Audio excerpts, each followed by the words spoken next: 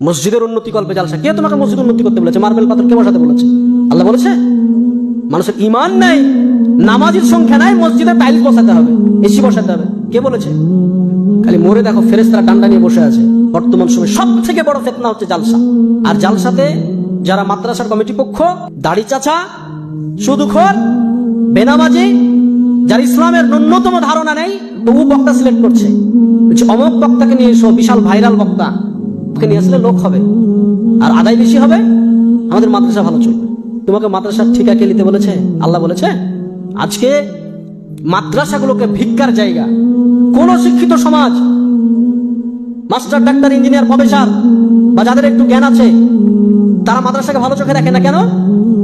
আরে এই বেটাকে যদি এখানে ভর্তি করে দুদিন পর চাইতে যাবে, বেটা তুমি ভিক্ষা চাওয়া শিখাও।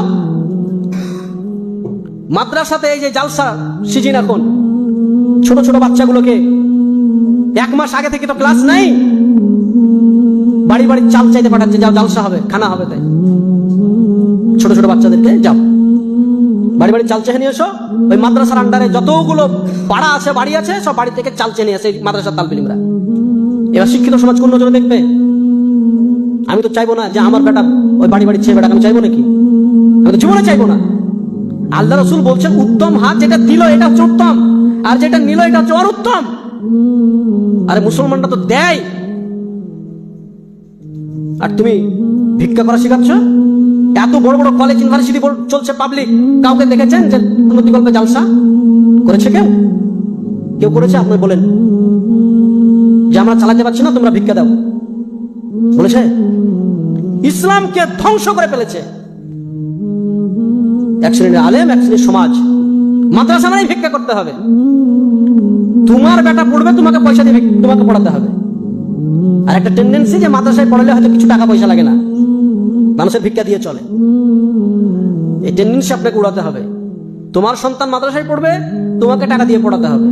যে তোমার সন্তান তোমাকে খরচ করে, তুমি ভিক্ষা করে তোমার সন্তানকে পড়াও।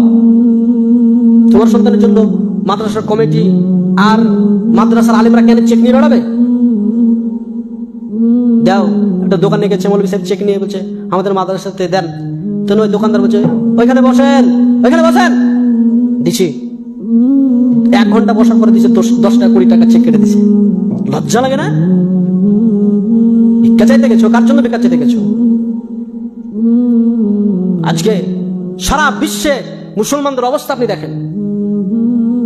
মসজিদের উন্নতি কল্পে জালসা। কে তোমাকে মসজিদ উন্নতি করতে বলেছে? মার্বেল পাথর কে বসাতে বলেছে? আল্লাহ বলেছে? মানুষের ইমান নাই, নামাজের সংখ্যা নাই, মসজিদে টাইলস বসাতে হবে, এসি বসাতে হবে, কে বলেছে? খালি মরে দেখো ফেরেশতারা ডান্ডা নিয়ে বসে আছে। গিলাদুন শিদাদুন লা ইয়াসুন আল্লাহ মা আমারহুম। দিনকে মজাক পেয়ে গেছে।